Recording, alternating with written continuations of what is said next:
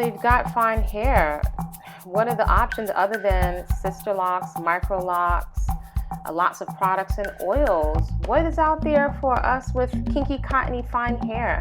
Can we keep our hair on our head and put more energy towards our movement practice, exercise, the garden, and travel?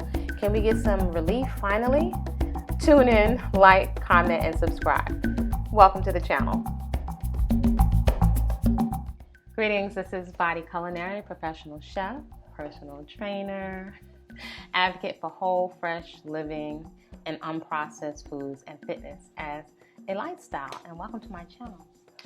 Today, what we're going to be talking about is fine hair and what are the possibilities if you are someone that has very, very fine hair. Now, I, as a person of Afro descent and ascent, I have very, very fine, kinky, coarse, cottony hair. Now, it might appear very, very full, but we're going to talk about that in terms of what are our options. So if you're new to this channel, welcome.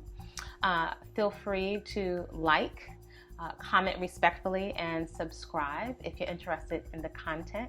I haven't been on as much, or on in a different capacity, because I've watched so many speakers and things, and I find I always have issues with the sound. So let me know if you can hear the sound clearly. On this channel, I share some of my journey of radical self-acceptance, and what that looks like for me is really being comfortable, celebrating, expressing, being playful with the features I have been divinely assigned. So this is an option. This actually is the original option, and my priority is feeling at ease and comfortable, especially at this phase of life, right? I'm not a teeny bopper, right? I'm over the other half, you know, of 50, and I feel passionately, actually for many years, even as a young woman, always forecasting, looking down the line, like, you know, what's life going to be like for me in my 50s? Now that I'm here, 60s, 70s, and beyond. So I'm very, very intentional. I'm also someone that comes from a family history of and patterns of morbid obesity and the connecting comorbidities, right? Those chronic diseases that usually one or the three of them will show up. Diabetes, heart disease, and high blood pressure, which are a definite result of lifestyle. So I'm very, very passionate about being intentional, right?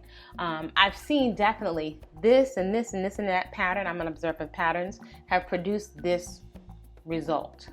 So I'm being intentional. Will I always get it right? No, but it's definitely a journey. So if you're interested coming along with me on this journey, feel free. I do like to share a lot because I know what it's like as a young woman to not have a lot of examples, right? I can pull the superpowers from my family, but I'm also very clear certain examples for health and communication skills and doing different things that weren't there that I was interested in.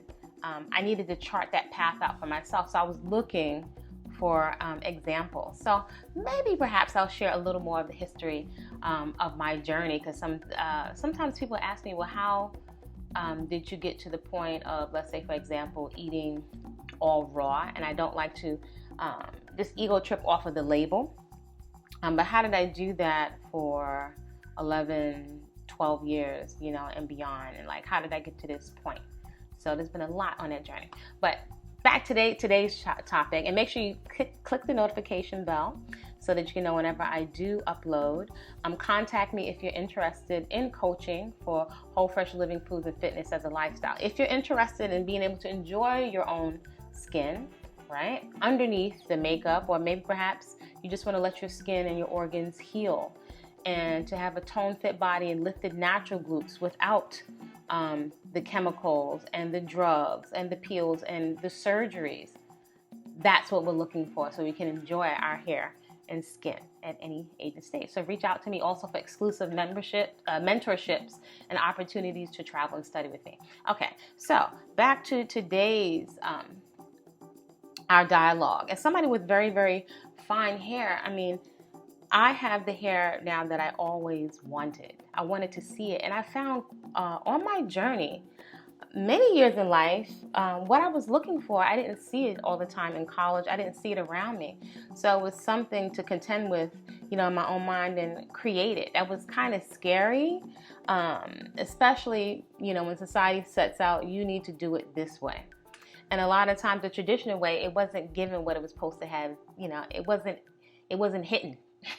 It wasn't what I was looking for. So I've charted a lot of my own journey, paying out of pocket for my own education, going to college and then coming out and finding alternative different schools, the Natural Gourmet, and apprenticing under Queen Afua. Yes, that's me.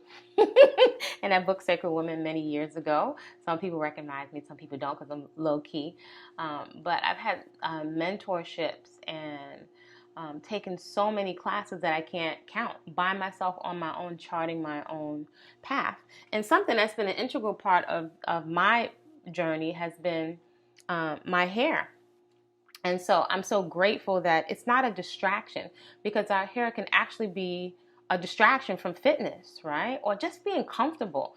And this is my experience, you may have had a different experience, but my experience, I remember as a young teenager constantly fussing, pulling, tugging to get my hair to look like something. Now I realize it could just never be. And I realized that over and over. That's been an epiphany from the first time that I cut the Jerry curl out of my hair, which I was trying to use it to have a kind of Afro with the Jerry curl. But there's been such a sense of freedom in accepting my hair. And so I wonder about that.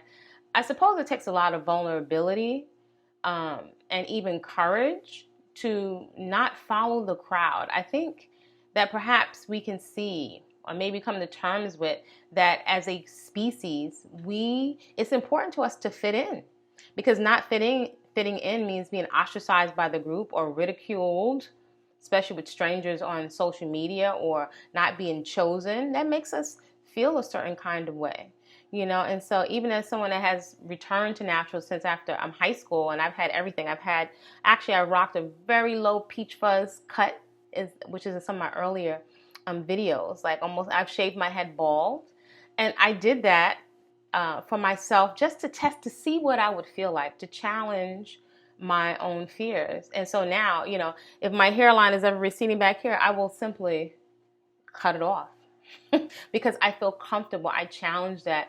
I remember my brothers asking me, why are you cutting your hair short? Why would you want to do that? And my grandpa saying, don't you know a woman's hair is a glory? Why do you want to do that? Going to a roller skating rink, and a young man asked me, why would you cut your hair? Isn't it interesting? So many people, questioning your sexuality if you cut your hair off. That was really a thing. And I was thinking, like, why would you question who I am or my sexuality because of low hair, right? Because people connotate or think of long hair as being a sign of femininity, right? But it's only with a Western standard. But this is not Western at all. This, with not having slicked edges and baby hair, is not Western at all. It's just not. It will never be. And so I found it exhausting. It was exhausting financially. It actually, I think, created a lot of anxiety. And as someone that works in coaching people with natural, healthy weight loss, actually fat loss, and body composition, and seeing so many patterns of how we use food to self-soothe and comfort, I've always been fascinated by self-sabotage, like what drives us to self-defeating or unhealthy behaviors. And then what's the difference in the mindset of someone that doesn't have those blockages, that's self-actualized. And our self-image and how we feel about ourselves is critical. So how you feel about the hair that's on your head, if you think about it, you can let me know respectfully if you resonate. Many of us, I hear so many women say, I can't cut my hair off. I won't look good if I cut my hair off. And how do you know who told you that? And to challenge the status quo can be so freeing. I invite women to consider setting yourself free, to get into your 40s, 50s, and 60s and still have, and it's not to make it right or wrong, but I can't see myself putting toxic glue on my scalp near my brain, knowing what I know about toxic chemicals going into the skin, affecting the heart, lymphatic system. This is a time we should be free. Actually, we should have been free from childhood. So we do have options. All my locks are flat. They've combined. I have no oil. So I've decided to go down the rabbit hole, even after years of being natural, again, another level, to see exactly what my natural hair and features could do. Are you courageous enough to go down the rabbit hole?